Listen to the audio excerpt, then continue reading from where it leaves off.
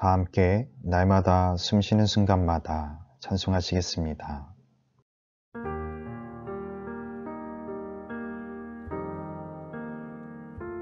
날마다 숨쉬는 순간마다 내 앞에 어려운 일 보내 주님 앞에 이 몸을 맡길 때 슬픔 없네 두려움 없네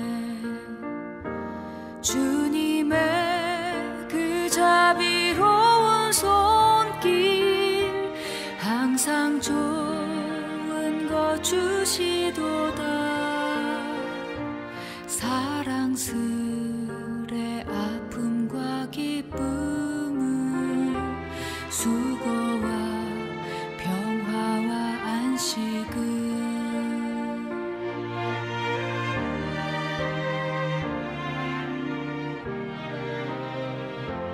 날마다 주님 내 곁에 계셔 자비로 날 감싸주시네 주님 앞에 이 몸을 맡길 때 힘주시네 위로함 주네 어린 나를 품에 안으시사 항상 평안함 주시도다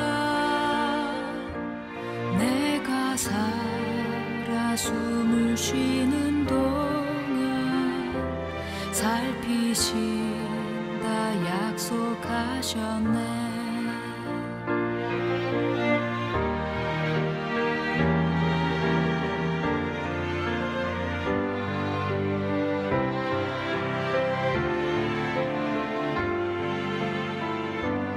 인생의 어려운 순간마다 주의 약속 생각해보네 내 맘속에 믿음 잃지 않고 말씀 속에 위로를 얻네 주님의 도우심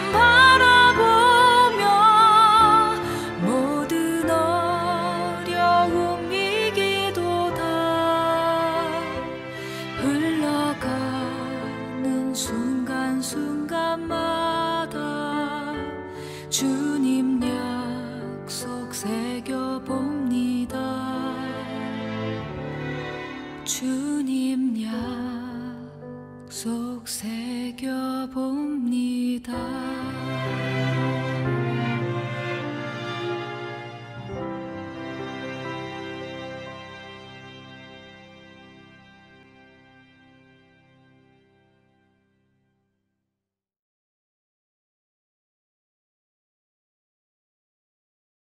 오늘 우리에게 주신 하나님의 말씀은 마가복음 1장 29절에서 31절까지의 말씀입니다. 회당에서 나와 곧 야고보와 요한과 함께 시몬과 안드레의 집에 들어가시니 시몬의 장모가 열병으로 누워있는지라 사람들이 곧 그 여자에 대하여 예수께 여짜온대 나아가사 그 손을 잡아 일으키시니 열병이 떠나고 여자가 그들에게 수종드니라. 아멘. 하나님의 말씀입니다. 하나님의 은혜에 감사합니다. 주님의 평강을 빕니다.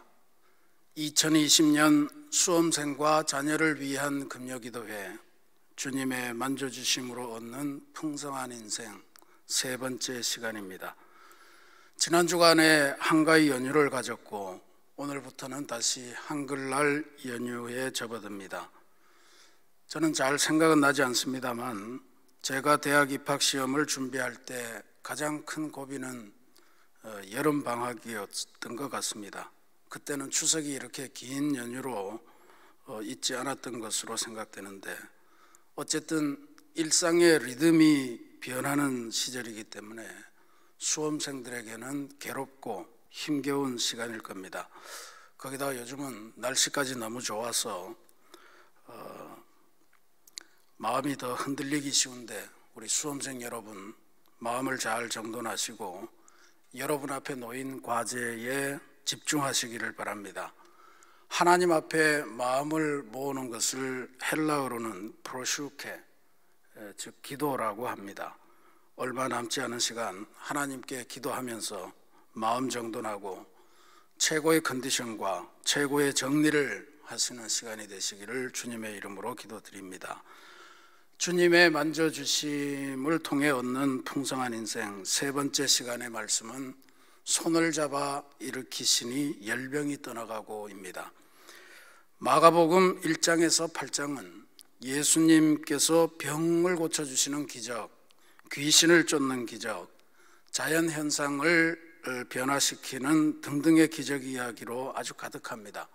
무려 18가지의 기적 이야기가 실려 있습니다. 그 중에서도 1장, 2장은 온갖 기적 이야기로만 가득한 그런 장입니다. 근데 오늘 우리가 만나는 기적은 베드로의 장모님을 낫게 해주신 기적입니다. 베드로의 장모라고 해서 예수님의 측근이 낳은 사건이라 이렇게 해석하시는 것은 좋지 않겠습니다. 저는 이 말씀을 볼 때마다 예수님께서 첫 번 여성 제자를 부르신 사건이다 이렇게 해석을 하고자 합니다. 바쁜 일상에서 시간을 내셔서 병든 여인을 직접 찾아가셔서 고쳐주셨고 또 주님의 제자라는 새로운 인생으로 나아가도록 만드신 사건이기 때문에 그렇습니다. 오늘 우리가 이 금요 기도의 시간에 그 위대한 기적의 과정을 살펴보면서 주님의 만져주심의 의미와 은혜를 함께 나누도록 하겠습니다. 마가복음을 비롯한 복음서의 수많은 기적을 볼 때마다 저는 늘 한 가지 질문을 갖습니다. 예수님은 하나님이시고 하나님은 말씀으로 천지를 창조하신 분이신데 그래서 말씀 한마디로 빛이 있으라 그러니 빛이 생기고 뭐 이랬던 하나님 아니십니까? 그런데 병자들을 고치실 때는 그렇게 하지 않으십니다. 물론 보지도 않고 말씀으로만 고치신 예가 없지 않지만 대부분의 경우는 일일이 병자들을 찾아다니시고 만나시고 만져주시면서 고치셨습니다. 이런 상상을 한번 해봅니다. 예수님께서 말씀으로 세상을 창조하신 것처럼 말씀으로 세상의 병들을 다 고치시고 몰아내시는 그러한 광경이요. 첫째 날 이 땅의 모든 암 환자들이 일거에 나을지어다. 둘째 날 이 땅의 모든 화병, 정신질환 관련 병들이 다 나을지어다. 셋째 날 이 땅의 모든 심혈관 질환이 다 나을지어다. 넷째 날 이 땅의 모든 사람들이 원하는 대로 다 성형될지어다. 다섯째 날 이 땅의 모든 지체장애인들은 장애에서 벗어날지어다. 여섯째 날 이 땅의 모든 대사질환자들은 다 회복될지어다. 아마 이렇게 하셨어도 충분히 이루셨으리라고 믿습니다. 그런데 왜 이 땅의 모든 사람들이 다 한꺼번에 나을지어다 하며 일거에 고치시지 않으시고 오늘 본문에 베드로의 장모를 치유하신 것처럼 한 사람 한 사람 찾아다니시면서 어루만지시고 치유와 회복을 펼치셨을까? 이게 제가 갖는 질문입니다. 그래서 저는 확신합니다. 그 이유는 바로 예수님의 손, 예수님의 만져주심, 예수님의 터치가 중요하기 때문에 그렇습니다. 흔히들 인생은 줄이라고 그러죠. 어떤 줄을 잡느냐에 따라서 인생의 성패가 달렸다고 이야기합니다. 학문하는 사람들은 교수를 어떻게 따라가느냐, 연예계도 보니 누구 라인 뭐 이러면서 서로를 가릅니다. 정치인들은 보스를 쫓아서 계파 정치를 하죠. 이렇듯 우리가 온 인생을 인간적인 줄에 걸고 살아가려고 하는 반면에 성경은 우리들에게 아주 단호하게 이야기합니다. 시편 146편에 보면 귀인들을 의지하지 말며 도울 힘이 없는 인생도 의지하지 말지니. 야곱의 하나님을 자기의 도움으로 삼으며 하나님에게 자기의 소망을 두는 자는 복이 있도다 그럽니다. 귀인이라고 하는 것은 엄청난 권력자나 특별히 부유한 자를 의미합니다. 그러나 아무리 높고 아무리 부하더라도 그것은 우리가 의지할 인생의 줄이 아니라는 것이 성경의 가르침입니다. 하나님만을 자기의 도움줄로 삼고 하나님에게 자기의 소망을 두는 사람, 즉 하나님의 줄, 하나님의 손만이 우리 인생에 진정하고 궁극적인 도움이 됨을 깨닫고 그 줄을 잡고 가는 사람이 복이 있다, 이 말씀을 주십니다. 그래서 오늘 말씀을 보면 무엇보다도 중요한 것은 주님께서는 우리를 향하여 다가오시며 우리 인생을 구원하는 줄, 인생에 도움이 되는 그 줄인 주님의 손을 우리를 향해서 내밀어 주신다는 것입니다. 31절 말씀에 나아가사 그 손을 잡아 일으키시니 그랬습니다. 병자의 손을 잡는 것은 당시의 율법으로는 금지된 사항입니다. 그러나 예수님께서는 사람을 살리고 고쳐야 된다는 사랑으로 병자의 손을 기꺼이 잡으셨습니다. 나아가사 그랬죠. 치유가 필요한 사람들을 향해서 사랑으로 다가가셨습니다. 또 그 손을 잡아 일으키시니 병자들의 몸에 율법으로는 금지된 손을 대셨습니다. 사랑의 터치입니다. 1장 41절에 보면 나병 환자한테도 손을 대셨고 또 이미 죽은 사람한테도 손을 내밀고 잡아주심으로 살리시는 그런 기적을 우리가 지난 주에도 보셨습니다. 이 주님의 손이 중요합니다. 주님의 이 손을 잡으시는 결단을 하시기를 바랍니다. 인생에서 당하는 괴로움과 아픔, 그것은 지금도 우리를 향하여 나오시며 내미시는 주님의 손을 잡을 때 해결되는 줄로 믿으시고 주님의 손을 잡으시기를 바랍니다. 그 다음으로 우리가 기억해야 될 것은 주님의 손은 그냥 사랑으로 내미는 손, 안타까움만 있는 손이 아니라 문제를 해결하는 능력의 손임을 확실하게 믿고 기억하는 것이 중요합니다. 손을 잡아 일으키시니 열병이 떠나가고, 성경 말씀입니다. 주님께서 내미시는 손은 열병을 떠나가게 하는 능력의 손입니다. 여기 열병이라고 하는 것, 이거는 오늘날 감기 같은 정도가 아닙니다. 누가복음에 보면 중한 열병이라 이렇게 표현하고 있습니다. 유대인들은 뼛속에 불이 들어있다 이렇게 표현하는 병이 있었습니다. 그게 이제 열병입니다. 모르겠습니다. 한의학에서 말하는 화병 같은 것일까요? 화도 이 화가 아니고 불화자를 쓰는 그런 병인 것 같은데, 아무튼 백약이 무효한 병 같습니다. 오늘날 우리들도 살아가면서 이 약으로도 안 되고 수술해서도 없어지지 않는 그런 병들이 있죠.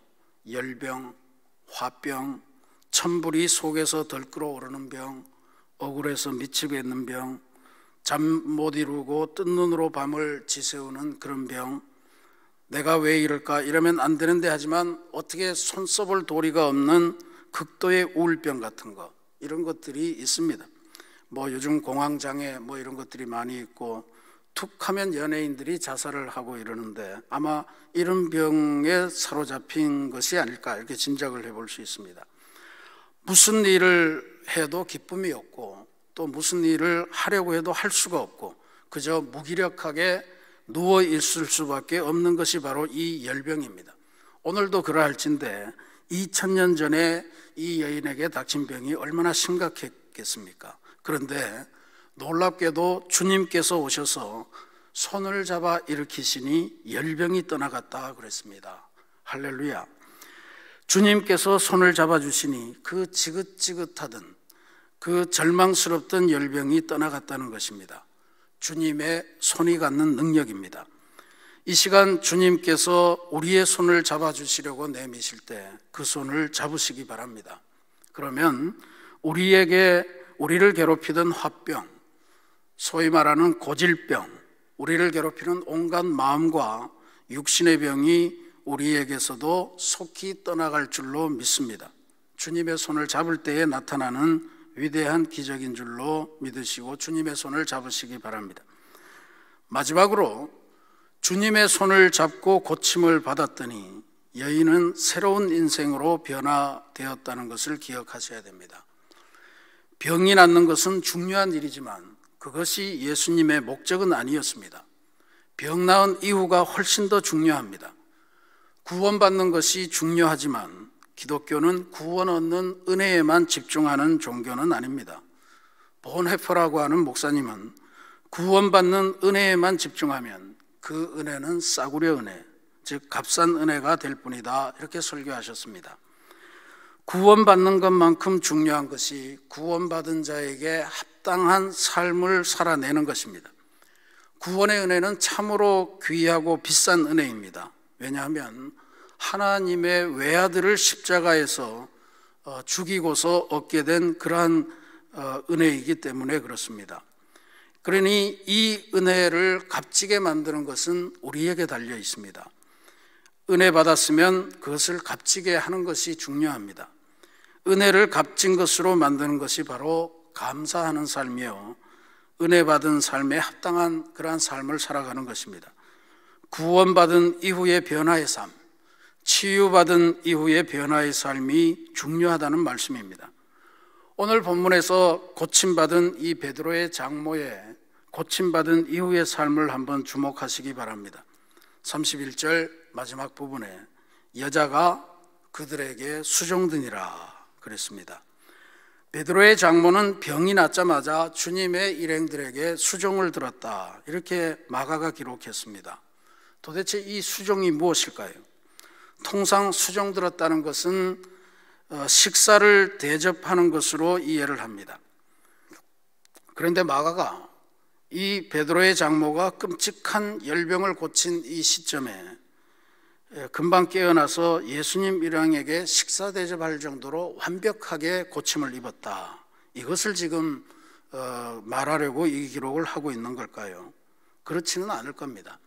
마가는 이 모든 스토리를 다 알고 있는 사람으로서 이 여인이 고침받은 이후에 어떤 삶을 살았는가 하는 것을 이야기하는 것으로 보입니다. 그러면 마가가 예수님께서 십자가 처형을 당하실 때 거기에 그 상황을 묘사한 그 장면을 우리가 볼 필요가 있습니다. 마가복음 15장에 이런 구절이 있습니다. 멀리서 바라보는 여자들도 있었는데 마리아, 살로메, 또 무슨 마리아, 이들은 예수께서 갈릴리에 계실 때에 따르며 섬기던 자들이요, 또 이 외에 예수와 함께 예루살렘에 올라온 여자들도 많이 있었더라 그랬습니다. 단순히 병 고침 받고 즉석에서 밥 한 끼 대접했다는 그런 이야기가 아닙니다. 고침 받고서 그때부터 주님을 일평생 따라다니면서 주님의 선교를 돕고 하나님 나라를 일구는 귀한 일꾼으로 거듭났다는 이야기입니다. 여기 수종이라고 하는 말로 번역된 단어가 우리가 잘 알고 있는 디아코니아라고 하는 단어를 쓰고 있습니다. 섬김과 봉사의 삶입니다. 주님께서 내미신 손을 잡고 치유받고 새 사람 되었으니 이제는 주님을 섬기는 삶, 예수님의 선교를 돕고 섬기는 손과 섬기는 인생으로 변화되었다라고 하는 위대한 스토리입니다. 그것은 베드로의 장모가 치유의 은혜에 감사하며 일생을 들여 올린 감사의 삶이었음을 우리가 알 수 있습니다. 자신이 받은 은혜를 가장 값진 것으로 다시 하나님에게 돌려드린 것입니다. 우리 이런 찬송하죠. 늘 울어도 눈물로서 못 갚을 줄 알아 몸밖에 드릴 것 없어 이 몸 바칩니다. 이런 삶이 우리가 받은 은혜를 값지게 만드는 그러한 삶인 줄로 믿습니다.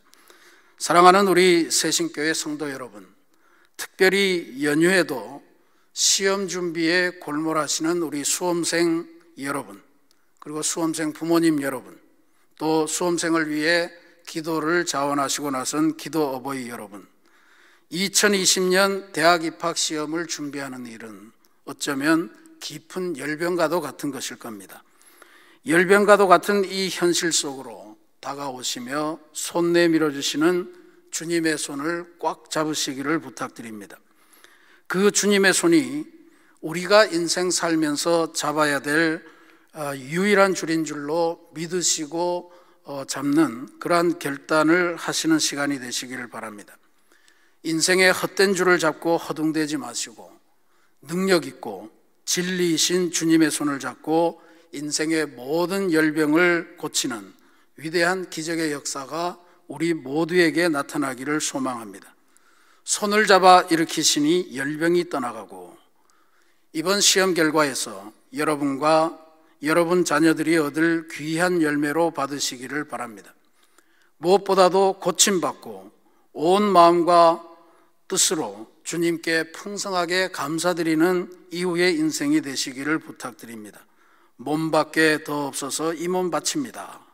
주님의 손과 발 되어서 일생 주님을 수종드는 사람들로 변화되시는 그러한 위대한 전환점이 되시기를 부탁드리겠습니다.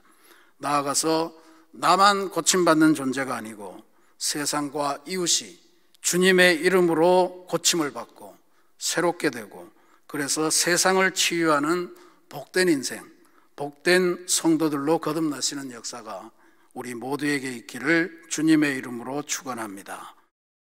이 시간 수험생과 자녀를 위해 다 함께 기도합시다.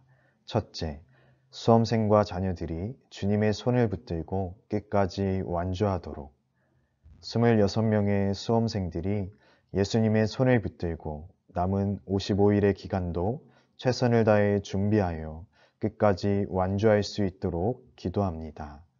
둘째, 수험생과 자녀들의 몸과 마음이 강건하도록 주님이 주시는 새 힘과 평안함을 통해 시험이 주는 압박과 염려를 떨쳐버리고 최상의 컨디션으로 시험에 임할 수 있도록 기도합니다. 셋째, 수험생과 자녀들이 하나님 안에서 소명을 발견하도록 우리의 자녀들이 하나님 안에서 각자의 소명을 발견하게 하시고 각자의 분야에서 선한 영향력을 끼치며 이 땅 가운데 하나님 나라를 세워나가는 귀한 일꾼들로 쓰임받도록 기도합니다. 넷째, 수험생과 자녀들이 하나님의 도우심으로 좋은 결실을 맺도록 하나님의 도우심을 통해 원하는 대학과 학과에 합격하게 하시고 주님께 모든 영광 올려드리는 자녀가 되도록 기도합니다. 이 시간 4가지 기도 제목을 가지고 함께 기도하신 뒤에 담임 목사님께서 마침 기도 해주시겠습니다.